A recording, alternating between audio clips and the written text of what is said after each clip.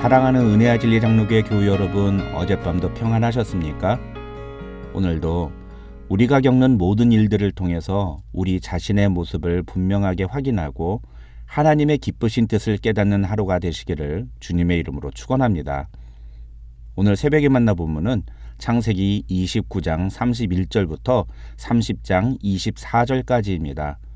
창세기 29장 31절부터 30장 24절까지를 제가 읽어드리겠습니다. 여호와께서 레아가 사랑받지 못함을 보시고 그의 태를 여셨으나 라헬은 자녀가 없었더라. 레아가 임신하여 아들을 낳고 그 이름을 르우벤이라 하여 이르되 여호와께서 나의 괴로움을 돌보셨으니 이제는 내 남편이 나를 사랑하리로다 하였더라. 그가 다시 임신하여 아들을 낳고 이르되 여호와께서 내가 사랑받지 못함을 들으셨으므로 내게 이 아들도 주셨도다 하고 그의 이름을 시므온이라 하였으며 그가 또 임신하여 아들을 낳고 이르되 내가 그에게 새 아들을 낳았으니 내 남편이 지금부터 나와 연합하리로다 하고 그의 이름을 레위라 하였으며 그가 또 임신하여 아들을 낳고 이르되 내가 이제는 여호와를 찬송하리로다 하고 이로 말미암아 그가 그의 이름을 유다라 하였고 그의 출산이 멈추었더라. 라헬이 자기가 야곱에게서 아들을 낳지 못함을 보고 그의 언니를 시기하여 야곱에게 이르되 내게 자식을 낳게 하라. 그렇지 아니하면 내가 죽겠노라. 야곱이 라헬에게 성을 내어 이르되 그대를 임신하지 못하게 하시는 이는 하나님이시니 내가 하나님을 대신하겠느냐? 라헬이 이르되 내 여종 빌하에게로 들어가라. 그가 아들을 낳아 내 무릎에 두리니 그러면 나도 그로 말미암아 자식을 얻겠노라 하고 그의 시녀 빌하를 남편에게 아내로 주매 야곱이 그에게로 들어갔더니 빌하가 임신하여 야곱에게 아들을 낳은지라. 라헬이 이르되 하나님이 내 억울함을 푸시려고 내 호소를 들으사 내게 아들을 주셨다 하고 이로 말미암아 그의 이름을 단이라 하였으며 라헬의 시녀 빌하가 다시 임신하여 둘째 아들을 야곱에게 낳음에 라헬이 이르되 내가 언니와 크게 경쟁하여 이겼다 하고 그의 이름을 납달리라 하였더라. 레아가 자기의 출산이 멈춤을 보고 그의 시녀 실바를 데려다가 야곱에게 주어 아내로 삼게 하였더니 레아의 시녀 실바가 야곱에게서 아들을 낳음에 레아가 이르되 복되도다 하고 그의 이름을 가시라 하였으며 레아의 시녀 실바가 둘째 아들을 야곱에게 낳음에 레아가 이르되 기쁘도다 모든 딸들이 나를 기쁜 자라 하리로다 하고 그의 이름을 아셀이라 하였더라. 밀 거둘 때에 르우벤이 나가서 들에서 합 한 채를 얻어 그의 어머니 레아에게 드렸더니 라헬이 레아에게 이르되 언니의 아들의 합 한 채를 청구하노라. 레아가 그에게 이르되 네가 내 남편을 빼앗은 것이 작은 일이냐? 그런데 네가 내 아들의 합 한 채도 빼앗고자 하느냐? 라헬이 이르되 그러면 언니의 아들의 합 한 채 대신에 오늘 밤에 내 남편이 언니와 동침하리라 하니라. 저물 때에 야곱이 들에서 돌아오매 레아가 나와서 그를 영접하며 이르되 내게로 들어오라. 내가 내 아들의 합 한 채로 당신을 샀노라. 그 밤에 야곱이 그와 동침하였더라. 하나님이 레아의 소원을 들으셨으므로 그가 임신하여 다섯째 아들을 야곱에게 낳은지라. 레아가 이르되 내가 내 시녀를 내 남편에게 주었으므로 하나님이 내게 그 값을 주셨다 하고 그의 이름을 이사갈이라 하였으며 레아가 다시 임신하여 여섯째 아들을 야곱에게 낳은지라. 레아가 이르되 하나님이 내게 후한 선물을 주시도다. 내가 남편에게 여섯 아들을 낳았으니 이제는 그가 나와 함께 살리라 하고 그의 이름을 스불론이라 하였으며 그 후에 그가 딸을 낳고 그의 이름을 디나라 하였더라. 하나님이 라헬을 생각하신지라. 하나님이 그의 소원을 들으시고 그의 태를 여셨으므로 그가 임신하여 아들을 낳고 이르되 하나님이 내 부끄러움을 씻으셨다 하고 그 이름을 요셉이라 하니 여호와는 다시 다른 아들을 내게 더하시기를 원하노라 하였더라.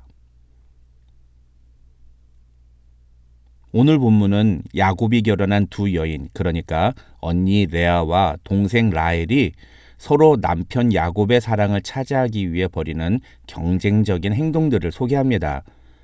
결론부터 말씀을 드리면 야곱은 레아로부터 6명의 아들과 1명의 딸을 낳고 나머지 3명의 아내를 통해서 각각 2명씩 총 12남 1녀의 자녀를 낳습니다.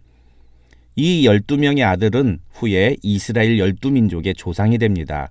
다시 말하면 오늘 본문은 하나님께서 베델에서 야곱에게 약속하셨던 축복이 실현되는 또 하나의 장면인 셈입니다. 그러나 어제 본문과 마찬가지로 오늘 본문에서도 우리는 하나님의 축복이 인간의 질투와 시기심이라는 부정적인 요소에 의해서 진행되는 모습을 발견하게 됩니다. 그리고 그렇게 레아와 라헬 두 자매가 남편 야곱의 사랑을 놓고 이런 갈등과 경쟁, 대립의 모습을 보이는 이유는 전적으로 편협한 사랑의 모습을 보여준 남편 야곱의 책임이 크다 하겠습니다. 야곱은 라헬을 아내로 얻기 위해 7년 동안 라반을 위해 일합니다. 29장 20절을 보면 성경은 야곱이 라헬을 사랑하는 까닭에 7년을 며칠같이 여겼다고 말합니다. 그런데 그런 수고가 헛되게 외삼촌 라반의 속임수로 자기와 첫날 밤을 치룬 신부는 라헬이 아니라 그 언니 레아였다는 사실을 알게 되고 야곱은 또다시 라헬을 아내로 맞이하기 위해 7년 동안 라반 밑에서 일하게 됩니다. 오늘 본문이 29장 31절은 이런 내용을 기록하고 있습니다. 여호와께서 레아가 사랑받지 못함을 보시고 그의 태를 여셨으나 라헬은 자녀가 없었더라. 그리고 32절부터 35절까지 내리 4절 동안 레아가 임신하여 아들을 낳았다는 내용으로 시작합니다. 어떤 사람은 이 32절부터 35절을 4년이라고 해석하기도 하는데 그보다는 실제 임신 가능한 여성의 몸 상태를 생각하면 아마도 연년생으로 아들 넷을 낳았다고 보는 것이 옳은 것 같습니다. 어찌됐건 이 32절부터 35절은 야곱이 라헬과 결혼한 후에 다시 라헬을 위해 라반 밑에서 일했던 그 두 번째 7년 동안 레아에게 있었던 일이라고 보는 것이 옳습니다. 문제는 그 7년 동안 야곱은 라헬을 더 사랑하고 레아는 사랑하지 않았다는 것입니다. 그 7년 동안 레아가 아들을 4명이나 낳아도 야곱의 눈은 오직 라헬을 향해 있었다고 보는 것이 옳습니다. 그런 점에서 31절에서 여호와께서 레아가 사랑받지 못함을 보셨다는 표현은 라헬을 바라보는 야곱의 시선과 레아를 바라보시는 하나님의 시선이 비교되고 있는 장면이라고 할 수 있습니다. 어떻게 보면 레아는 아버지의 속임수에 의해 희생된 피해자였습니다. 야곱은 처음부터 대놓고 라헬을 좋아한다고 티를 냈었고 레아도 이 모든 것을 다 알고 있었을 것입니다. 그런데 아버지 때문에 라헬 대신에 자기가 먼저 야곱의 아내가 되었고 그래서 야곱의 아이를 4명이나 줄줄이 낳았는데도 야곱은 여전히 자기보다 라헬을 더 사랑했습니다. 하나님은 레아가 야곱으로부터 받은 이 괄시와 차별을 보셨습니다. 그리고 그런 레아를 위로하시기 위해서 레아에게 4명의 아들을 계속 낳게 해주셨습니다. 그런데 남편 야곱의 전폭적인 사랑과 관심을 독차지했던 라헬이었지만 그런 라헬도 남모를 아픔이 있었습니다.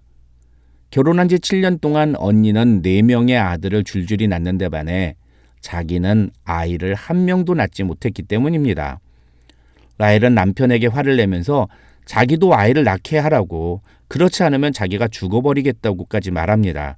그러나 야곱은 하나님이 아기를 안 주시는데 내가 어떻게 아이를 갖게 할 수 있느냐면서 도리어 라헬에게 화를 냅니다. 그래서 라헬은 야곱에게 자신의 여종 비라를 통해서 아이를 낳으라고 말합니다. 30장 4절부터 8절에는 그렇게 라헬의 시녀 비라가 낳은 단과 납달리의 출생에 대한 이야기가 기록되어 있습니다. 그러자 이번에는 레아가 가만히 있지 않습니다. 레아도 자기의 시녀 실바를 통해 2 아들을 낳습니다. 그 장면이 9절로 13절입니다. 그 다음 14절로 21절에는 다시 레아가 2 아들과 딸 디나를 낳았다는 내용이 나오고 마지막으로 22절로 24절에서 드디어 라헬이 요셉을 낳았다는 내용으로 이 길고 긴 2 여인 간의 혈투가 끝이 납니다. 라헬과 레아는 남편으로부터 사랑을 받고 싶은 마음에 서로 경쟁하듯 자녀를 낳습니다. 심지어 자기가 아이를 낳지 못하면 자신의 시녀를 통해서라도 아이를 낳습니다. 이것은 아브라함의 아내 사라가 시녀 하갈을 통해서 이스마엘을 낳았던 것처럼 잘못된 선택이었습니다. 왜냐하면 오늘 본문에 나오는 여인들이 아이를 낳는 것은 오로지 자신의 분노와 억울함을 풀기 위해서였기 때문입니다. 엄마들 사이에 이런 경쟁의식은 결국 나중에 자식들 사이에서도 그대로 이어집니다. 그래서 37장에 가면 다른 형제들이 라헬이 낳은 아들 요셉을 노예 상인에게 팔아버리는 비극적인 사건까지 벌어집니다. 이 모든 일의 시작이 바로 레아는 제쳐두고 라헬만 사랑했던 야곱의 편협한 사랑 때문이었습니다. 물론 야곱도 억울할 수 있습니다. 외삼촌 라반이 애초에 레아가 아니라 라헬을 자신에게 주었다면 그렇다면 이런 일은 일어나지 않았을 것이라고 말할 수 있습니다. 하지만 어제도 말씀드렸습니다만 이 모든 과정을 통해 하나님은 야곱이 아버지의 집에서 있을 때 저지른 실수와 잘못이 얼마나 심각한 것인지를 깨닫기 원하셨습니다.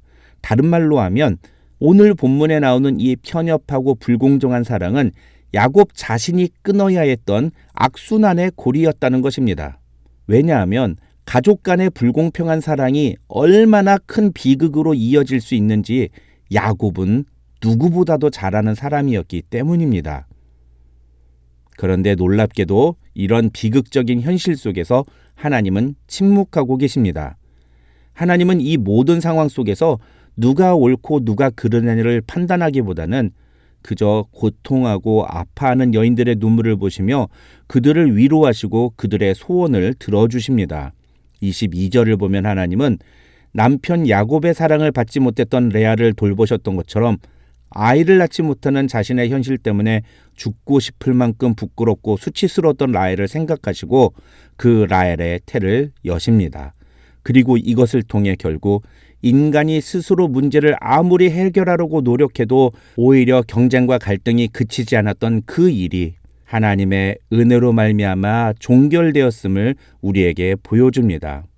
그렇게 라헬이 요셉을 낳고 난 후에야 비로소 이 여인들 간의 경쟁과 갈등은 끝이 난 것입니다. 하나님은 우리가 문제를 올바르게 해결하기를 원하십니다.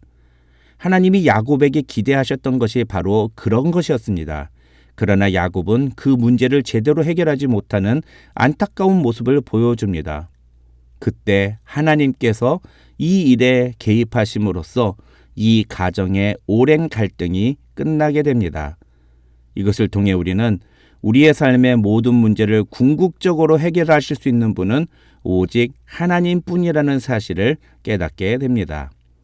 저와 여러분은 우리의 삶에 놓여 있는 우리의 문제들을 하나님이 원하시는 바른 방법으로 해결함으로써 악을 선으로 바꾸는 하나님의 사람들이 되시기를 주님의 이름으로 축원합니다.